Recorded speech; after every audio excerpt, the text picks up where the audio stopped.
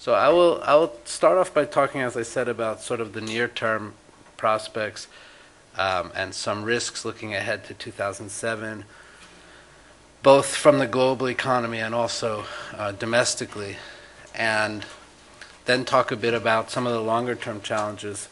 I'll try and cover quite a number of issues in a fairly short period of time.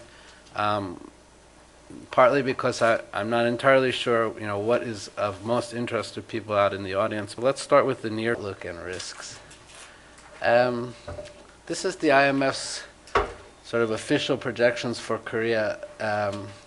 We project growth, well, it's not really a projection anymore since 2006 is over, but we estimate growth to be about 5% in 2006, perhaps slightly higher, and next year to be about 4.5%.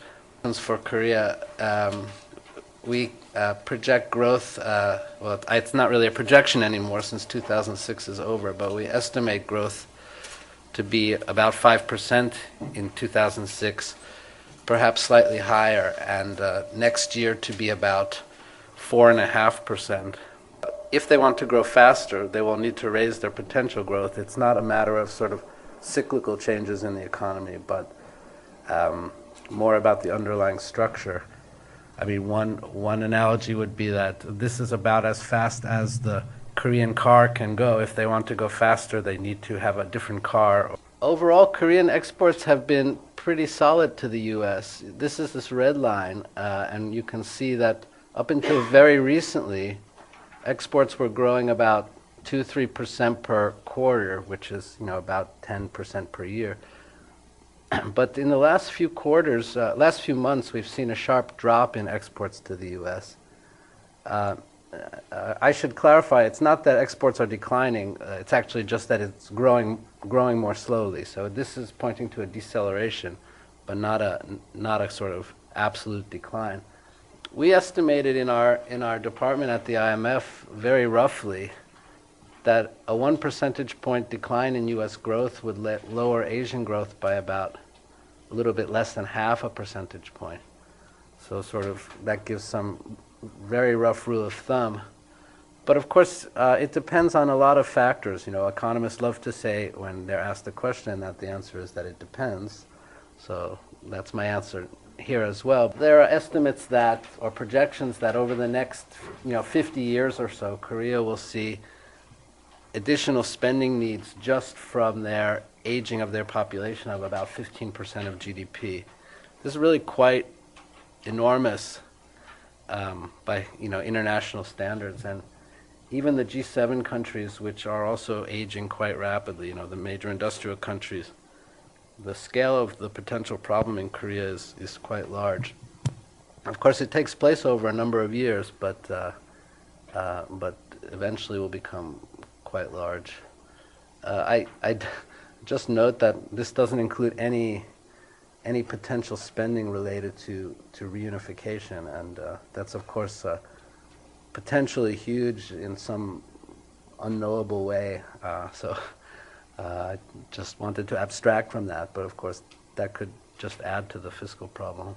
Also, there's a huge need for pension and healthcare reform. Those are the two areas that are driving that very, very rapid increase in spending. And I mean, neither of these are easy to do, as anybody that reads the U.S. newspapers can see. I mean, we've been trying to do healthcare reform seemingly forever, and pension reform is also difficult everywhere. Just to talk briefly about the second long-term problem. Because of aging, the labor force is going to peak quite soon and then start to decline. This assumes that that the participation rate doesn't change, so it just, because the age structure changes, labor force changes. Of course, it's possible that participation rates could increase, especially because in Korea, the participation of women in the labor force is quite low, so that could affect that. But anyway, we expect some sort of decline in the labor force within the next 10 or 15 years. So maybe I should just back up 1 minute. I mean, the growth in an economy depends on the capital stock, the labor size of the labor force, and and the extent to which productivity can grow. Those are the three factors. So here's the labor force sort of declining. Oops, wrong button. Investment has also gone down. Post-crisis, we saw a very sharp drop in investment, and it's basically stayed flat at that level every year. We can come back to some of these, but these are some sorts of policies that the government could consider to raise productivity over the longer term. One is developing the financial sector, and as many of you know, this is a core objective of the Korean government, to make Korea a financial hub.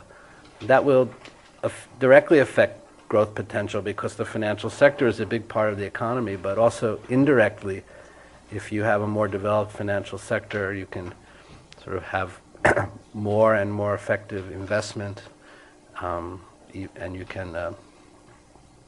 you can generate growth in other sectors.